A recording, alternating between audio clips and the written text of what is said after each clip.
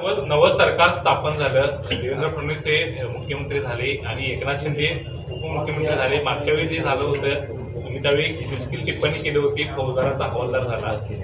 फौजदाराचा हवालदार झाला अशी मिश्किल टिप्पणी त्यावेळी केली होती. एकनाथ शिंदेच्या बाबत पण तेच झालं असं म्हणायचे.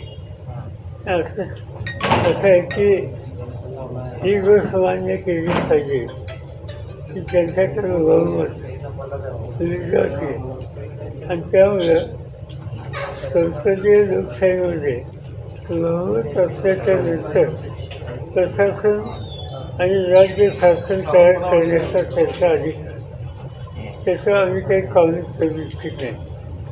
आज महाराष्ट्रामध्ये आम्ही बघतो निवडणुका झाल्याच्या नंतर ज्यावेळी यश मिळतं त्यावेळी एक उत्साहाचं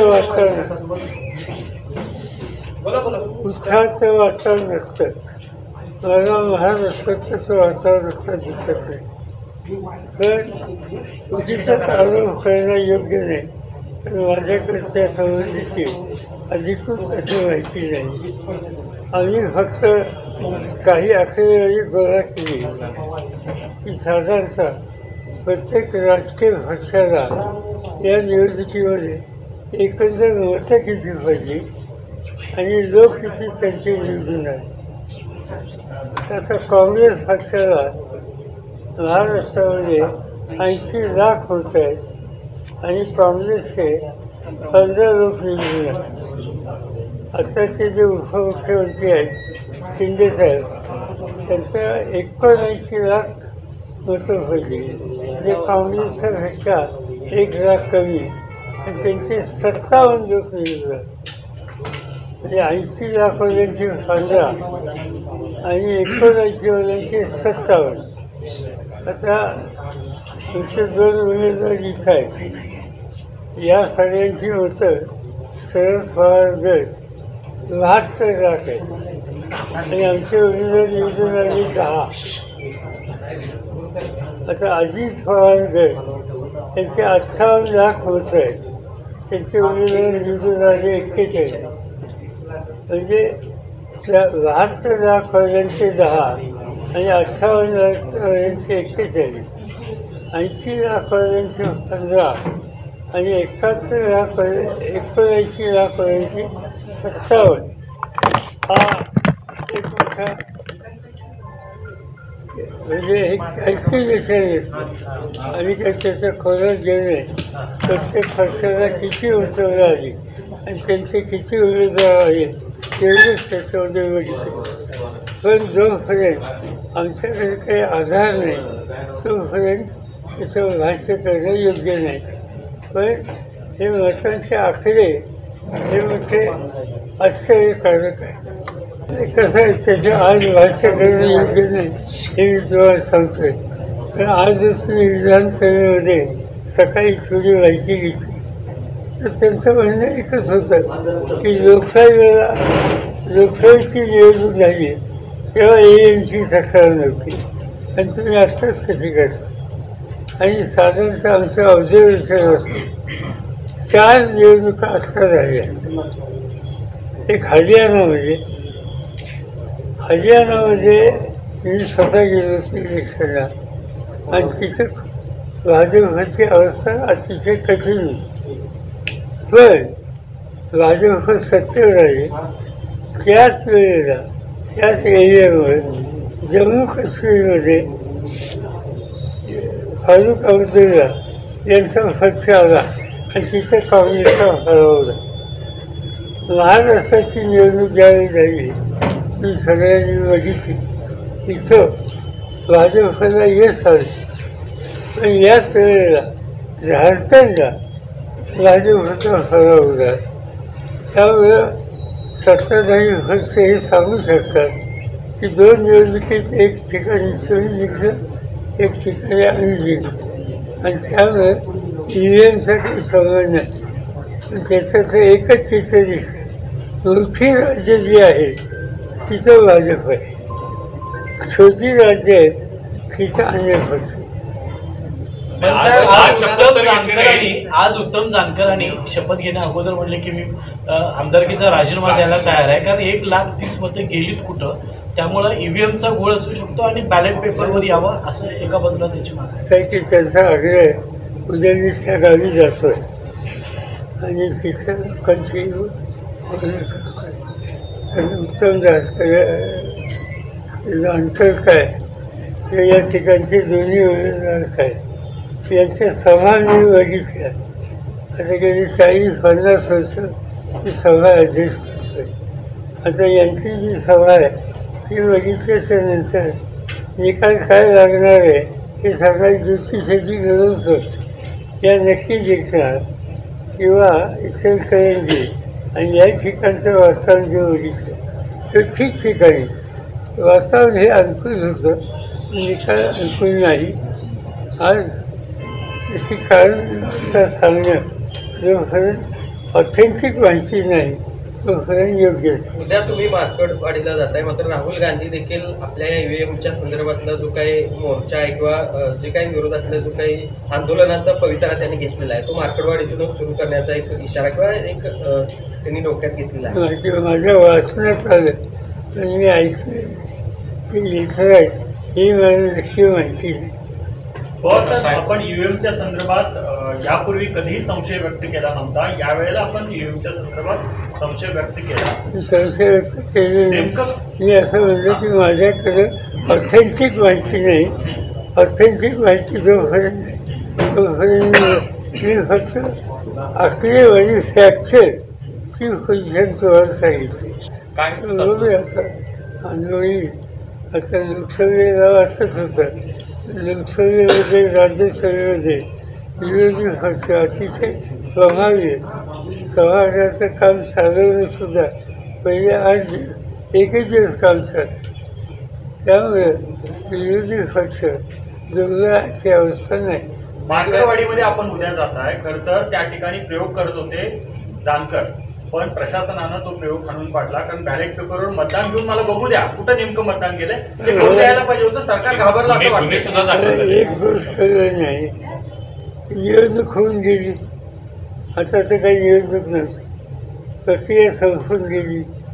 मग गावच्या लोकांनी आमच्या गावात असं मतदान पडलं आणि त्यांनी एक वेगळी पद्धत आढळली. जुन्या पद्धतीने मतदान करावं हे त्यांनी ठरवलं. त्याला बंदी का? बंदी करण्याचं कारण काय? कोणता कायदा? त्या ठिकाणी 143 करून लावलं. मला काही समजत नाही काय कारण काय ते आश्चर्य आहे. सरकार घाबरले वाटते का मग त्या सगळा हा प्रकार उघड होईल म्हणून सरकार घाबरते असं एक नंतर पण टेस्ट घ्यायला सरकार घाबरलं. म्हणून आम्ही असं ठरवलं जाऊनच लोकांना बोलू, त्यांच्याकडनं समजून घेऊ. अधिकारी असतील तर त्यांचंही मत घेऊ आणि त्यासाठीच मी आणि आणखीन काही जैन पाटील आहेत ते माझ्यावर येत आहेत. आणखीन काही लोक येणार. या निवडणुकींना समोर जाणार. निवडणुकीत ऑप्शन जामीन नसतात म्हणून नावं घ्यायचं नसतं. आता मी आयुष्यात 14 निवडणूक लढली. मला कधी पराभव फायदा नाही. पण यावेळेला राज्यात आम्हाला पराभव फायदा. जरी पराभव आला त्याची चिंता करायची नाही, लोकांच्या जायचं. आज लोक अस्वस्थ आहेत असं आम्हाला दिसतं. म्हणजे लोकांच्यात उत्साह दिसत. निवडणूक झाल्याच्या नंतर जे वातावरण असतं ते वातावरण महाराष्ट्रात दिसत नाही. बाहेर पडण्याचे संकेत दिले. उद्धव ठाकरेंनी हिंदुत्ववादाचा जो मुद्दा काढला तो सुद्धा त्यांनी त्यामुळे पुढे आणला. पण त्यांचे जे पक्षाचे नेते जे आहेत राष्ट्रीय पातळीवरचे त्यांचा अतिशय आग्रह आहे की एकत्रच जायचं. अबुआजींचं स्टेटमेंट माझ्या माहितीत आलं. काय स्थानिक अवस्था विधानसभेची काय हे मी सांगू शकत नाही. कसं बघता याकडे? मुख्यमंत्री आणि पुन्हा मालमत्ता झालं ना आता त्यांचा निकाल आला आहे त्याच्या काय भाष्य करत. मुख्यमंत्र्यांची शपथविधीचं नाही, पण ह्याच अजितदादांवर मात्र फोन देखील तुम्हाला केला होता अशी माहिती आहे. तर त्यांचा फोन आला होता समोर यावं पण मी त्यांना सांगितलं पार्लमेंटचं अधिवेशन चालू आहे आणि त्यावेळी जायला शक्य नाही. पण त्यांनी निमंत्रण दिलं होतं. तिथं केलेली मालमत्ता परत केली अशा ह्यानं बघितलं जातं याकडे. ते सोडून ज्यांनी निर्णय घेतले त्यांनी याचं स्वच्छ चित्र लोकांच्या समोर मांडावं. त्यांनी आहे. आधी या गाडीमधून त्यांनी असं आहे की ममता बॅनर्जी एक या देशाचे प्रभावी नेते आहेत. त्यांच्याकडे ती क्षमता आहे. आज देशाच्या पार्लमेंटमध्ये त्यांनी जे लोक निवडून पाठवले ते अतिशय कर्तबगार, जागरूक आणि कष्टाळू आहेत. त्यामुळं त्यांना म्हणायचा अधिकार आहे. या सगळ्या होऊ घातलेल्या स्थानिक स्वराज्य संस्थांच्या निवडणुकीच्या पार्श्वभूमीवर ईव्हीएमच्या संदर्भात जी काही विरोधकांनी आता एक मूठ बांधलेली पाहायला मिळते. कधी साधारण ह्या सगळ्याच्या संदर्भात आंदोलनाला सुरुवात होईल किंवा तशा पद्धतीने काही चर्चा झालेली आहे? अशी काही चर्चा झाली नाही, पण काहीतरी करावं, जनमत या संबंधीचं प्रभावित करावं अशी चर्चा आहे, पण निर्णय नाही. व्हीव्हीपॅटची फेरमत मोजणी करण्याची तुम्ही भूमिका घेतली होती. अनेकांनी त्याच्या संदर्भातले अर्ज सुद्धा केले होते. सकारात्मक प्रतिसाद याला मिळते का?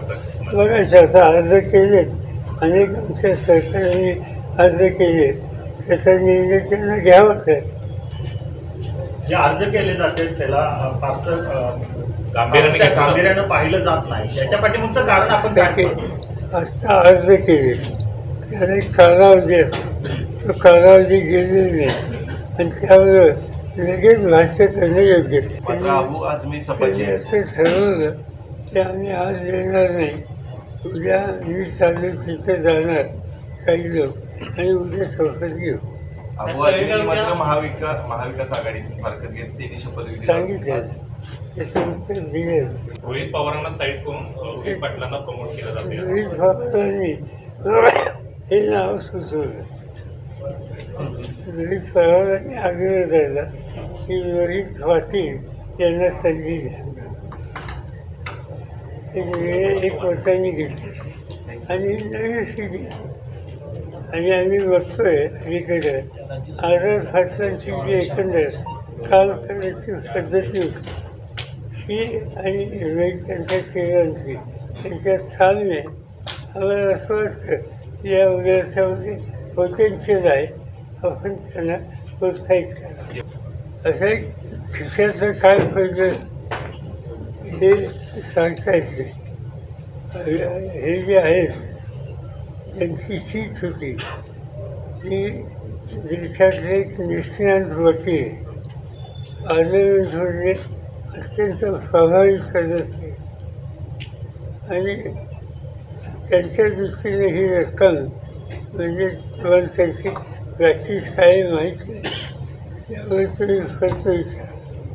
त्यांच्या दृष्टीने ही रक्कम काही महत्त्वाची नाही, पण एवढी मोठी रक्कम तिथे येते कशी, त्यांच्याच खुर्चीच्या खाली पडते कशी, या सगळ्याची चौकशी झाली पाहिजे. ज्यांचा विरोध आहे त्या लोकांशी आम्ही सुसंवाद साधणार आहोत, त्यांचं म्हणणं ऐकून घेणार आणि त्यांचं जर योग्य असेल तर सरकारच्याकडं त्याचा आग्रह करेल. साहेब, लोकसभेनंतर तर विधानसभेमध्ये आपण ब्रिगेड सोबत पुन्हा काम केलेलं आहे. यंग ब्रिगेड सोबत आपण काम केलेलं आहे. नवे नवे चेहरे आपण सोबत घेऊन गेला. कसा अनुभव राहिला या निवडणुकीमध्ये? आता मला असं दिसतं नवीन पिढी जी संख्या कमी आहे, पण जी संख्या आहे त्याच्यात गुणवत्ता असते. अनेक लोक माझी खात्री आहे की 1-2 सेशनमध्ये ते आपल्या समोर दाखवते. त्यामुळे आम्ही बघतो आता हे त्यांनी जे सगळ्या गोष्टी कमी केल्या ते आता लादली होईल. त्यांनी सांगितलं की पहिल्या रकमेत आम्ही भर टाकणार आहोत. आता त्याची किती 2100 त्यामुळे ती रक्कम देण्याच्या संबंधीचा आग्रह हा तातडीने धरला आहे. जे पदवीधर तरुण त्यांच्यासाठी त्यांनी 4,000 रुपयाची घोषणा केली. ह्या ज्या अनेक घोषणा केल्या त्या महाराष्ट्रात राबवल्या जाव्यात, लोकांना त्याचा लाभ व्हावा हा आमचा विरोध आहे. विधानसभा महायुतीला अध्यक्ष आणि clear विधान minded परिषद मिळाले. सभापती, विधानसभा अध्यक्ष आणि विधान परिषद सभापती नसल्यामुळे मागच्या वेळी संविधानिक अडचण आहे ती निर्माण झाली होती. या संविधानिक पदावरती कोणच नसल्यामुळे आता ह्या प्रोसेस पूर्ण कराव्यात असं वाटतंय का? आणि कॅबिनेट एक्सपान्शन बाबत तुमचं मत काय? कॅबिनेट एक्सपान्शन हा मुख्यमंत्र्यांचा अधिकार, त्यामुळे हा निर्णय त्यांनी घ्यावा. आता विरोधी पक्षनेता त्यासाठी आवश्यक असलेला नंबर आज नाही, त्यामुळे आपल्याला त्या ठिकाणी आग्रह करता येणार नाही. पण यापूर्वीची काही उदाहरणे 1980 साली 78 ते 80 हे मुख्यमंत्री होते. 80 साली माझ्या पक्षाचे 58 लोक निवडून आले. मी थोडा देशाच्या बाहेर गेलो होतो. त्यावेळेस त्या 58 52 लोक होते ते सत्ताधारी पक्षात गेले. मी विरोधी पक्ष नेता होतो. मी 58चा नेता होतो, तो 6चा नेता होता. तर माझं पद गेलं आणि इतर कोणाकडे नंबर नव्हता. पण त्यावेळेला सगळे ऑपोजिशनचे लोक एकत्र बसले आणि एक वर्षाच्यासाठी आम्ही निर्णय घेतला. पहिल्या वर्षासाठी मी झालो, माझ्यानंतर मृणाल गोरे झाल्या. मृणाल गोरेंच्या नंतर निहाल अहमद म्हणून तुमच्या मालेगावचे होते ते झाले. आणि त्यावेळेच्या सभापतींनी ही सामूहिक संख्या मान्य केली आणि हा अधिकार अवलंबिला. पण आज आमच्याकडे आकडा नाही आहे, त्यामुळे आम्ही त्याचा आग्रह करू शकत नाही. असं दिसत नाही. काही ना काहीतरी चालू आहे. कारण आता तुम्हीच काहीतरी प्रश्न एक विचारला असं चालू आहे. बघूया.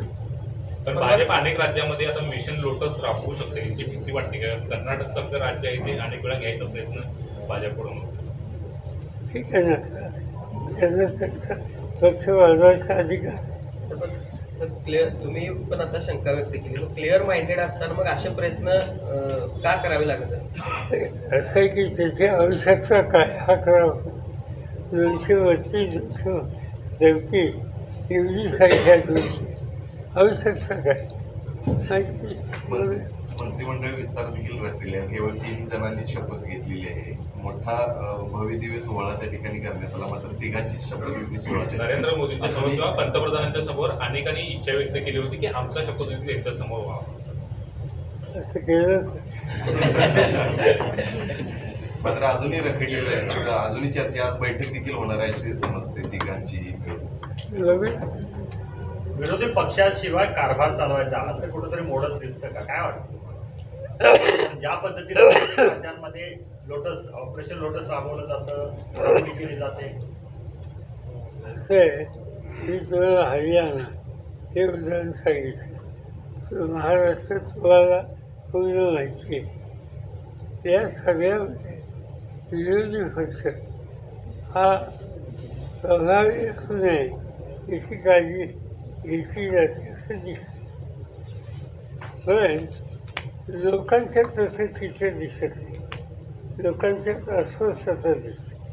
लोकांना हा निकाल कितपत योग्य आहे याच्या संबंधीची खात्री त्यांना आहे का नाही हे सांगता येते. आणि त्याचं कारण निवडणुकीचा निकाल लागल्याच्या नंतर जो एक उत्साह असतो, तो उत्साह मला महाराष्ट्रात दिसत. खरं तर साहेब, सत्ताधाऱ्यांच्या बद्दल नाराजी असेल तर त्यांना थांबवण्याचं काम हे मतदानाच्या माध्यमातूनच होत असतं. मात्र जर आता ह्या मतदान प्रक्रियेवरच अशा पद्धतीनं संशय व्यक्त होत असेल किंवा तसं वातावरणच एकूण असेल तर मग काय पुढं कसं काय? त्यामुळे आमच्याकडे सत्ता असो अथवा नसो, संसदीय कामाचा अधिकार असो अथवा नसो, आम्ही लोकांनी जागरूक राहून लोकांच्यात सतत राहिलो. म्हणजे निकाल लागला दुसऱ्या दिवशी मी करायला जातो, तिथे येऊन गेला. आता उद्या मार्केटला चालू. ठीक आहे, लोकशाहीमध्ये निकाल लागला. अशाच ताज्या अपडेट्ससाठी महासत्ता न्यूजला सबस्क्राईब करा.